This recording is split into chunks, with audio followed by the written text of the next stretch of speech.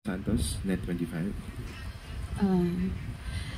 Regarding lang po sa impeachment against Vice President Sara Duterte, nananatili po ba yung tindig ng Pangulo na huwag pa rin pigilan yung napipintong impeachment trial sa Senado laban po kay VP Sara, knowing na yung impeachment case po was rooted in the questionable confidential funds ng Vice Presidente? Tama po ba? Wala po sa kamay ngayon ng Pangulo ang patungkol po sa impeachment trial. Kung ano po ang magaganap dito, nasa kamay na po ito ng Senado.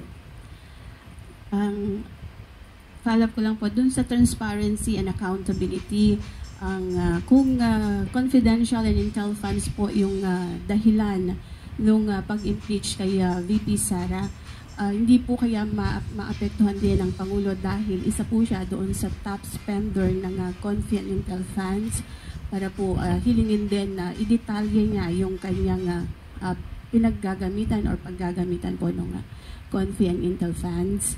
Hindi po nakatanggap ang Office of the President ng AOM or Notice of Disallowance. Kung sino man ang nakatanggap nito at kung sino man ang kinakailangan magpaliwanag dito, mauna muna po siya magpaliwanag dahil meron pong trial na darating po. Okay po, thank you.